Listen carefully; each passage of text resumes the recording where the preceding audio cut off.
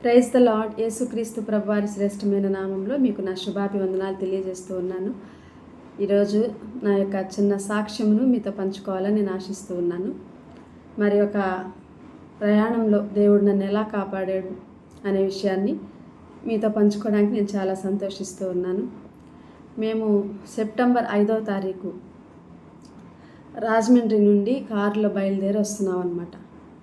మరి కొంత దూరం వచ్చిన తర్వాత మరి ఆగి కొంచెం స్నాక్స్ అవి తిని మళ్ళీ బయలుదేరిన తర్వాత మరి కొంచెం దూరం వెళ్ళిన తర్వాత నాకు మరి ఎవరో చెప్తున్నట్టు, ఇదిగో ఈ డోర్ కానుకోవద్దు అని చెప్తున్నట్టు, పైన హోల్డర్ ఉంటే దాన్ని పట్టుకోమని చెప్పినట్టు, నేను అట్లాగే ఇది మరి ఈ డోర్ ఓపెన్ అయిపోతుందేమో అనే ఒక సెన్స్ నాకు అనిపిస్తుంది. ఈ డోర్ ఓపెన్ అవుతుంది, నేను జాగ్రత్తగా పట్టుకోవాలని పైన పట్టుకొని కూర్చుంటున్నాను. కాసేపు ఆగి మర్చిపోతున్నాను. నాకు మరలా అదే థాట్, ఇదిగో ఈ డోర్ విషయంలో జాగ్రత్తగా ఉండాలి, ఇది ఓపెన్ అవుతుంది, మరి డోర్ కానుకోకూడదు, పట్టుకొని కూర్చోవాలి పైన ఉన్న హోల్డర్ని అని చెప్పి చాలాసార్లు పదే నాకు ఆ థాట్ వస్తుంది. ఎవరో నాకు చెప్తున్నట్లుగా, నన్ను మరి హెచ్చరిస్తున్నట్లుగా నాకు అనిపిస్తుంది అన్నమాట.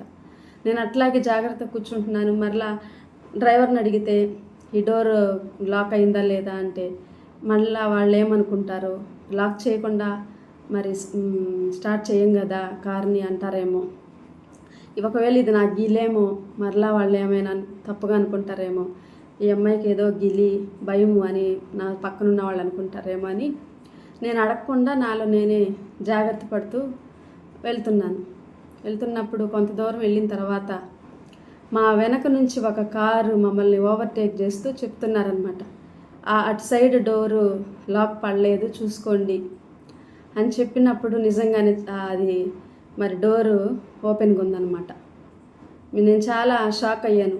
నాకు చాలాసేపటి నుండి అదే ప్రేరేపణ, నాకెవరో చెప్తున్నట్లుగా, జాగ్రత్త పడమన్నట్లుగా మరి వాన్ చేస్తూ నన్ను జాగ్రత్త పరుస్తూ వచ్చారు. అది నిజంగా దేవుడే నాతో మాట్లాడాడు అని నేను అనుకున్నాను. మరి దేవదూతలు మార్గంలో మన ప్రయాణంలో మరి ఎటువంటి ఇబ్బందులు లేకుండా మరి జాగ్రత్తగా కాపాడడానికి దేవుడు తన దూతలకు ఆజ్ఞాపిస్తాడని 91వ కీర్తనలో మనం చదవగలం.